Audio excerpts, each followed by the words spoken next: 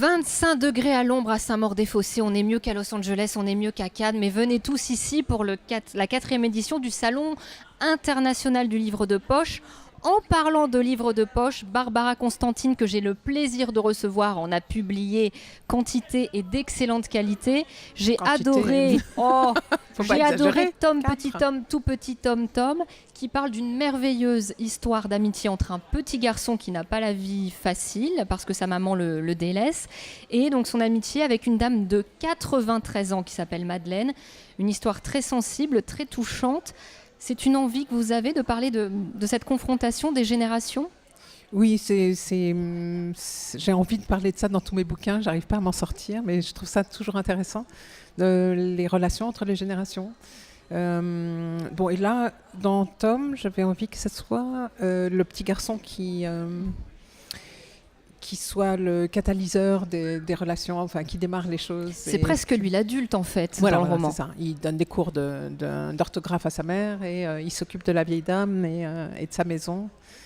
Et voilà. Et en fait, c'est à partir de lui que les choses qu'il va recréer une famille autour de la vieille dame.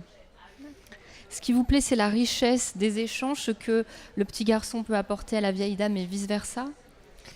Et vice-versa, bien sûr. Mais c'est jamais dans un seul sens. Quand on est dans le don, on reçoit et on donne. Enfin, voilà. Oui, je suis absolument persuadée que ça passe par les enfants en général. C'est beaucoup plus les enfants qui nous donnent des leçons de vie. Et je trouve ça intéressant. Voilà. Alors, ce mélange des générations, on sait que ça vous tient à cœur, la preuve notamment avec Et puis Paulette. Est-ce que vous pouvez nous le pitcher ?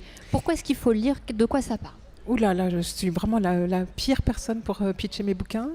Alors, ça parle de personnes âgées qui vont finir par vivre toutes ensemble dans la même maison. C'est une coloc un peu. C'est un genre de coloc.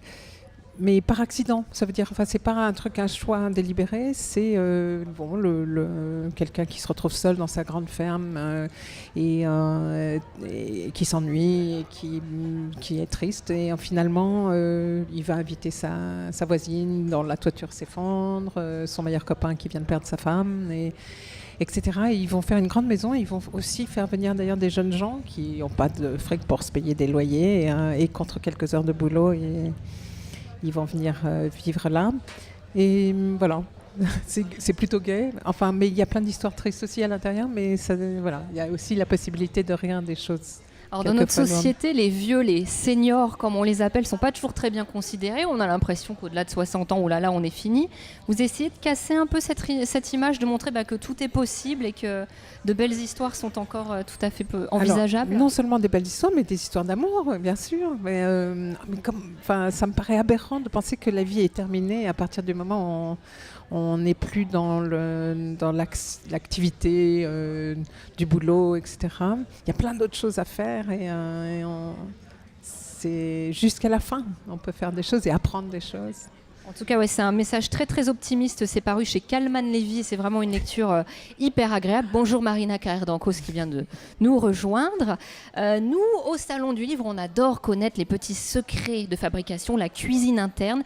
Comment vous écrivez ? Alors, est-ce que vous écrivez dans votre maison du Berry ? Il paraît que vous avez une maison du Berry. Comment vous mettez ? C'est la nuit, le jour Bon, non, c'est pas très intéressant l'horaire, mais non, c'est tôt le matin.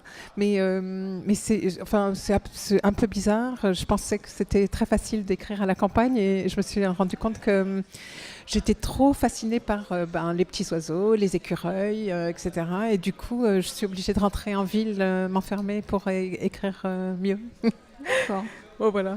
Alors supposons, scénario catastrophe, on vous oblige à quitter votre maison en 2 minutes, vous avez le droit d'emporter qu'un seul livre de poche. Lequel vous emportez ? Pas un des vôtres, attention. Ah bah non, alors là, certainement pas. Non, un livre de poche, oula. Alors j'ai amené, j'ai proposé un bouquin de Edgar Ilsenrath. C'est vraiment pas très très gai, mais c'est vraiment très très joliment écrit. Une bonne lecture. Oui. Ça me plaît bien. Mais c'est lourd, mais bon. Mais il en faut aussi. Il en faut pour tous les goûts. Voilà. Eh bien, Barbara Constantine, merci beaucoup. On vous retrouve tout le week-end. Que samedi ? Oui. Non ? Aujourd'hui. Aujourd'hui, c'est déjà pas mal sur votre stand. Voilà, n'hésitez pas si vous voulez la rencontrer, lui poser quelques questions, partir avec un exemplaire signé. Barbara est là pour vous. Merci beaucoup, Barbara Constantine.